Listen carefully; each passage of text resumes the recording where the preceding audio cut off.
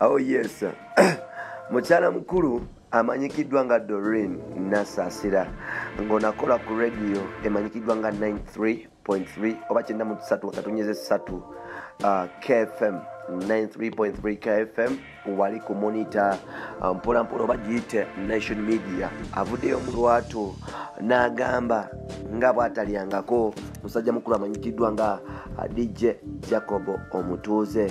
Ajjukira waliwo amawulire agabadde gatambula ebifaananyi ebibadde bitambula nga bwe mubirabaawo nga Doreen Nasasira ne musajja mukulu amanyikiddwa nga DJ Jacob Omutuuze bagenda mu maaso n'okuba nti oba oliyaawo benywegera bekwata live videos babeera bonna beromansinga ekyaleetera abafaani baabwe especially ab'omikutu egyo okutandika okulowooza nti bano ababiri beekwana. Ku shows ezisinga bano ababiri beeyita especially ku KFM. Doreen yagenda n'ayitako Jacob n'ayitayo, Jacob n'ayita Doreen mu side eri mpola mpola. Bano no batandika n'okuba nti basaba bonna ewa Pastor Wilson Bugembe. Jacob y'omu ku basajja abeetomanye mu media abasaze ekimu era nga Jacob ku muntu wa wansi atawuka gwe mubuuze Nwaki, mubuuze Zani Brown, mubuuze abakyala abo ba Empress, mubuuze abakyala abasinga obungi especially abayimbi ba Irene Ntale. Yagenda mu maaso n'okuba nti abayitaayitamu oyo bamuyita Jaka atukuzibwe. Jacob Kyaligonza yes yagenda mu maaso n'okuba nti abayitamu mpola mpola. So n'olwekyo abasinga bamulabye ne Doreen Nasasira bagamba nti oba oliyaawo Jacob yagenze mu maaso n'okuba nti omuzannyo agukusa nga yalidde Doreen. Doreen yavuddeyo n'agamba nti nedda boy siryangako Jacob otandyangamu mpola mpola era nga kino kyasobodde okuba nti akyongera ng'ayita ku mawulire agamu kugata ne ku mikutu egya social media mpola mpola. Nkwanirizaako mukutu gwaffe omuganzi ogumanyikiddwa nga Uganda mu Kamoli amanya n'eddoboozi nga bulijjo bampita Ntambi Jimso Rich Boy Maxud Junior nga musisaako gwe muna Uganda ali mu Uganda n'ebweru w'eggwanga ng'ogenda mu maaso n'okuba nti ompuliriza. Nzikiriza kutwala empola mpola nga siri like ku speed yange kubanga era siri bulungi am kind 6 n'olwekyo ngenda basaba muzikirize mbatwalire mpola mpola olwono tusobola okuba nti tufunayo tutuuka ku kye twagala.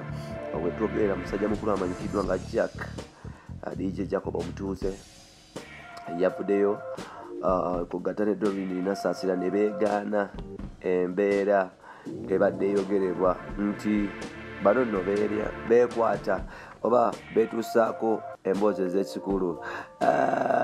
Doreen yagamba nti Jacob just kyaliwe mukwano gwe asinga mu Uganda muno. So n'olwekyo abantu abasinga bebalaba bonna bagenda mu maaso n'okulowooza nti oba oliyaawo balina ensonga zibagenda mu maaso n'okuba nti beetuusaako especially ensonga z'omukwano abasinga balowooza nti bakyetuusaako. Wano nno omukyala amanyikiddwa nga Doreen yavuddeyo n'agamba nti mukyayogera nnyo kubanga Jacob just kyaliwo ate mukwano gwasinga. So n'olwekyo bw'ovaayo n'otandika okuba nti omwagaza agamba nti oba okoze ekikyamu.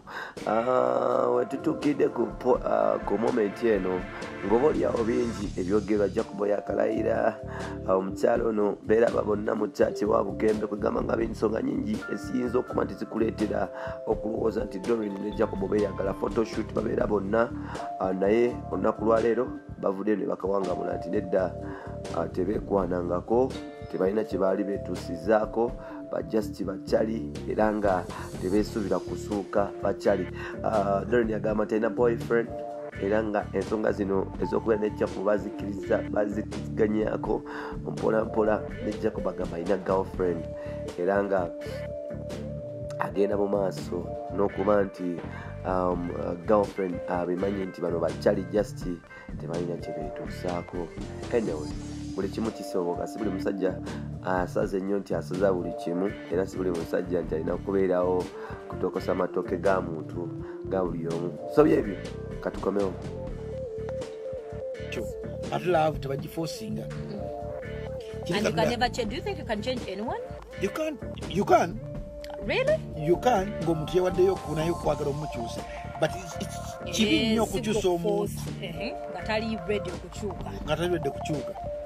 Oba munywa mwenge oba takyagala tajja kukyuka. Either osobola okumujoyininga mu club y'okunywa omwenge n'ogenda ng'omukyusa mpona muganda omanyi abadde anywa ecupa 5 oba 10 n'omuyigiza okunywako ecupa zoyaba nagenda ng'akendera atuuka ekiseera n'aguvaako natasobola kuguvaako nga alikyo ate laavu tebagiforcinga. And you can never change. Do you think you can change anyone? You can.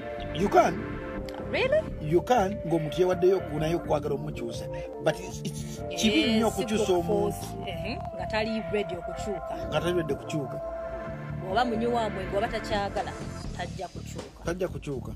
Either osobola okumujoyininga mu club y'okunywa omwenge n'ogenda ng'omukyusa mpona muganda omanyi abadde anywa ecupa 5 oba 10 n'omuyigiza okunywako ecupa zoyaba nagenda ng'akendera atuuka ekiseera n'aguvaako natasobola kuguvaako nga ali yekka abatolinga yekka yeetaaga support iyo omuntu gwakkiririzaamu wabanga munywa mwenge ng'agenda tugendeko ffe mbi mu mwezi tugendeko ffe mbi muki n'ogenda ng'ogumukyusaamu mpolampola nti otugenda tunywa nnyo omwenge tunywe akacupa kamu tugende n'ogenda ng'omukyusa ng'omubuildinga kyoyagala abeere. So it's a gradual process. Yes. All right. Then can you choose a cheating person? So to some such omwenzi, or that is a habit. What about because of this woman? How true is that? Someone could choose a omsajja omwenzi nga badde ayenda eno n'omukyusa nga gwe. Oba yayimuka ku makya nagamba manyi kankyuke ku mukazi wange. Tosobola kukyusa musajja mwenzi. Omusajja omwenzi aba alina piece gya missinga mu ye. Ayinza okuba nga omukazi w'ewaka nga tagifuna ya mu girlfriend we oba omukazi w'ewaka alina ekintu ky'abanoonya ebweru kyatanakukera ku makya oba gwe kyotalina. Omanjuke otukwana n'abakazi omuntu akolana ku Facebook ng'oli mulungi Doreen nagamba I wish nsobola okufuna Doreen ono n'abeera mukazi wange ne manfuna Doreen mba nkimaze nga tanakukera ku makya kutuukako because buli musajja alina ebintu byeyeetaaga mu mukazi beside mwojjeko sex waliwo ebintu ebiri hidden byetasobola kutegeera noga nti no oba misinga kino naye nga muli owulira nti omuntu patana gwodatinga tajjudde tali complete. Kyova nti abaseera ebisinga obungi abasajja bajja mu bakazi baabwe amaaso ne bagatunziza ku bantu abalala not because nti abatamwagala because abaka n'ekintu kya misinga ate atuuka ekiseera ebisinga obungi oba talina kwerekereza abeera waato paka bulamu bwe kaddiwa